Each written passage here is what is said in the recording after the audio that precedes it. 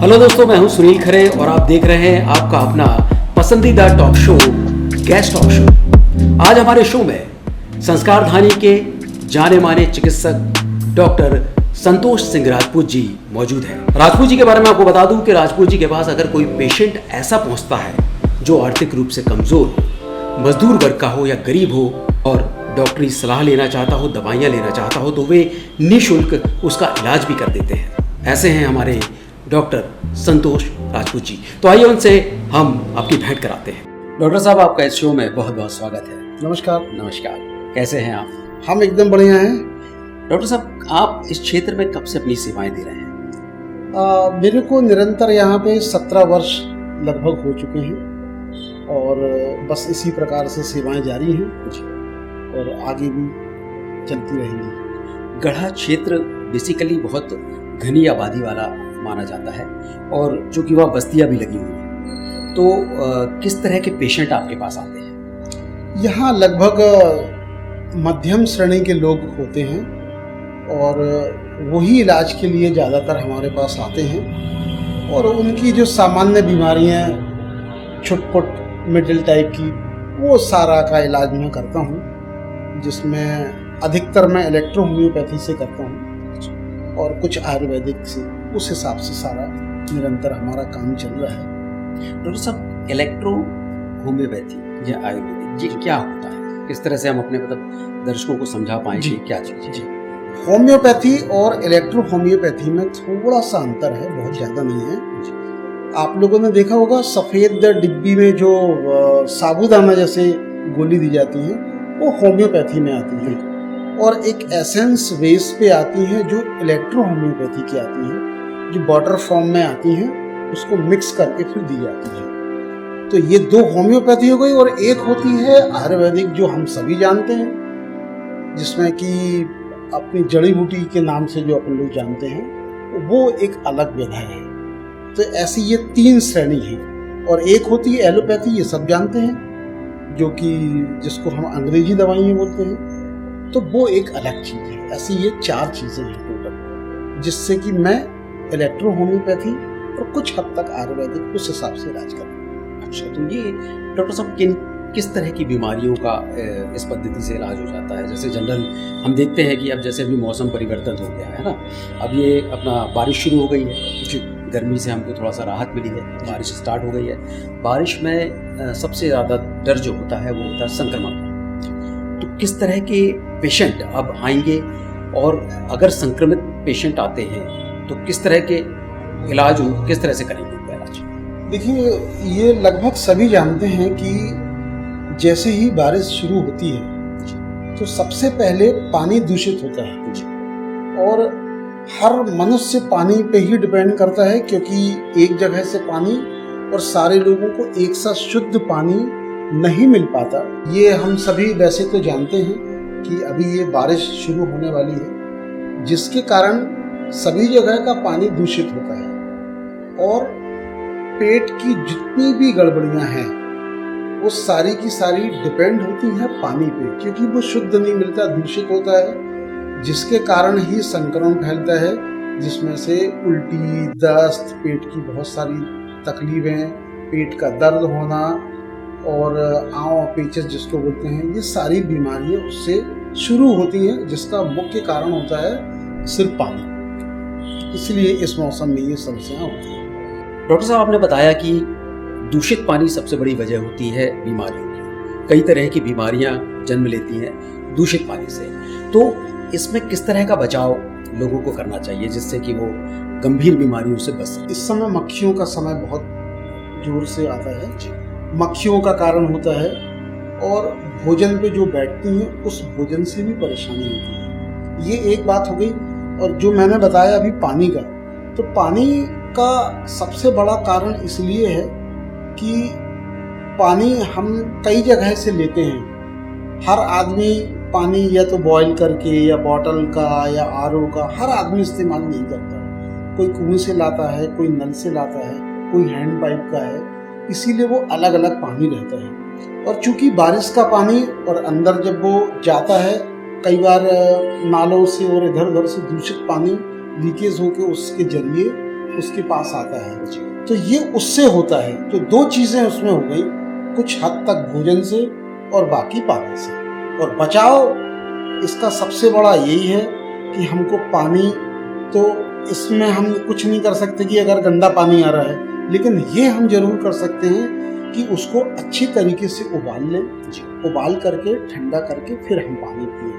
Doctor साहब, किस तरह से जो आप जिस पद्धति से कर रहे हैं, 2 पद्धतियाँ आपने बताई, आयुर्वेदिक हो गया, इलेक्ट्रो होम्योपैथी हो गया, तो किन किन बीमारियों का इलाज इनसे हो जाता है? देखिए, इलेक्ट्रो होम्योपैथी में लगभग सारे इलाज संभव हैं। बस ये होता है किसी का टाइम पीरियड दवाई का ज़्यादा होता है, नहीं तो सारी दवाइयाँ उसमें बहुत अच्छे से काम करती हैं। चाहे उसमें लूज मोशन हो, वोमिटिंग हो, फीवर हो, हेडेक हो, कुछ भी, और क्रोनिक पे और भी ज़्यादा अच्छे से काम करती है। हमारे पास क्रोनिक पेशेंट आते हैं, स्किन से संबंधित, पेट से संबंधित, पाइल्स है, फिस्टुला है, ये काफ़ी ऐसे आते हैं और उनको एक अच्छा आराम मिलता है इलेक्ट्रो होम्योपैथी से। तो इसमें जो पीरियड होता है, मतलब जैसे एलोपैथिक खाते हैं तो उसमें हफ्ते में, 3 दिन में, 4 दिन में, मतलब एक कॉमन रहता है कि हफ्ते भर में लगभग आराम लगना शुरू हो जाता है, या वो बीमारी लगभग 80% राहत मिल जाती है पेशेंट। जो आपकी पद्धति है, इसमें पेशेंट को कितना टाइम लगता है लगभग? देखिए, इस पे डिपेंड करता है पेशेंट पे कि किस कंडीशन में और किस स्टेज पे हमारे पास आया है। जी, वो कितने दिन का सफ़र करके आया है, वो उसका कितना रोग फैल चुका है, उस पर डिपेंड करता है। और ये ज़रूर है कि ये इसको इलेक्ट्रो होम्योपैथी इसीलिए कहते हैं कि ये बहुत स्पीड में इलेक्ट्रिक की तरह काम करती है। पेशेंट को 24 घंटे में इसमें फ़र्क दिखने लगता है। तो ये इलेक्ट्रो का मतलब क्या? जैसे होम्योपैथी में तो आपने बताया कि वो एक सफ़ेद गोली होती है, छोटी छोटी सी गोलियाँ होती है जी, है ना, उसमें और वो कुछ वो डालते हैं। इसमें जो इलेक्ट्रो शब्द ऐड किया है जी, इसका कारण ही ये है कि इलेक्ट्रिक की स्पीड की तरह ये मेडिसिन काम करती है। अच्छा। और वो करती भी है। तो ये मेडिसिन कैसी होती है? ये मेडिसिन ये होम्योपैथी से अलग लिक्विड फॉर्म में होती है। ओके, लिक्विड फॉर्म में होती है। उन आपस में उनको मिला के एक लिक्विड फॉर्म ही बना के हम लोग देते हैं।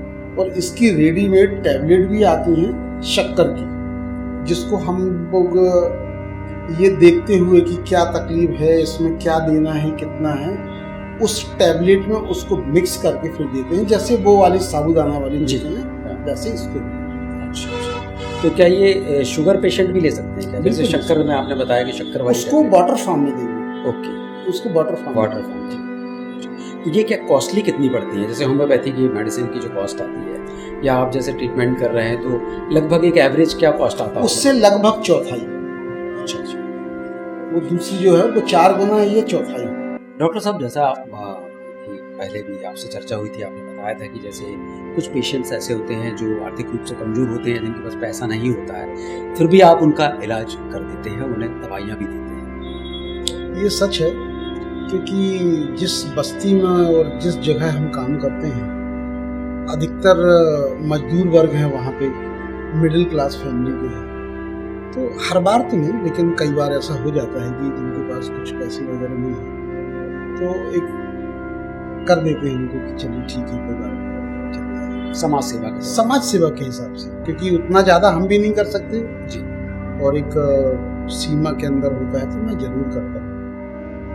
डॉक्टर साहब, एक और जो एक सवाल है, अभी जो वर्तमान में महापौर हैं जगत बहादुर सिंह जी, ये पिछले कई वर्षों से जबलपुर से वैष्णो देवी के लिए एक स्पेशल विशेष ट्रेन चलती है, जिसमें ये शहर के श्रद्धालुओं को वैष्णो देवी की यात्रा कराते आ रहे हैं, और काफ़ी सफल रहा है, और काफ़ी बड़ी संख्या में यहाँ से लोग वैष्णो देवी की यात्रा करने के लिए जाते हैं, और इंतज़ार भी करते हैं कि हर साल शायद दिसंबर में जाती है ट्रेन। जहाँ तक ये मेरे लिए तो बड़े सौभाग्य की बात है कि माता रानी ने हमको चुना इसके लिए। शुरुआत लगभग 12 साल हो गए इसकी।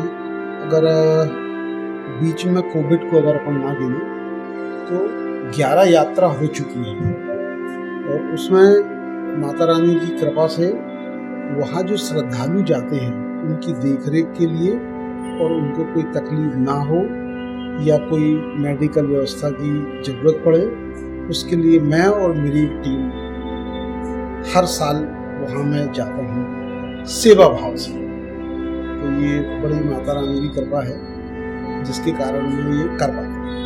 ये भी बहुत सराहनीय कार्य है जी। चूँकि अब जगत बहादुर सिंह जी जहाँ तक मुझे पता है आपसे काफ़ी समय से जुड़े हैं, काफ़ी सालों से जुड़े हुए हैं। जी जी। और हर बार जब भी ये यात्रा जाती है तो आपके मेडिकल सेवा के लिए वो आपको ही चुनते हैं और आपको ही और आपकी टीम को लेकर जाते हैं। ये और बिल्कुल सही है। ये आप पिछले साल ये तो बस माता रानी की कृपा है और निरंतर अब जब तक चल जाए वो माता रानी के ऊपर है। बात सेहत की आती है और सेहत को लेकर लोग वैसे भी सजग रहते हैं, लेकिन फिर भी डॉक्टर साहब मैं चाहता हूँ कि आप एक कोई ऐसा मैसेज दें, कोई मतलब अवेयरनेस के लिए जागरूक रहे लोग। किस तरह से जागरूक रह सकते हैं अपनी दिनचर्या में, क्या वो परिवर्तन करके या ऐसा क्या करके कि वो फिट रह सके? देखिए इसमें कुछ अलग से बहुत ज़्यादा करने का नहीं है। अगर आदमी अपने प्रति जागरूक हो जाए तो बहुत ज़्यादा करने की आवश्यकता नहीं है।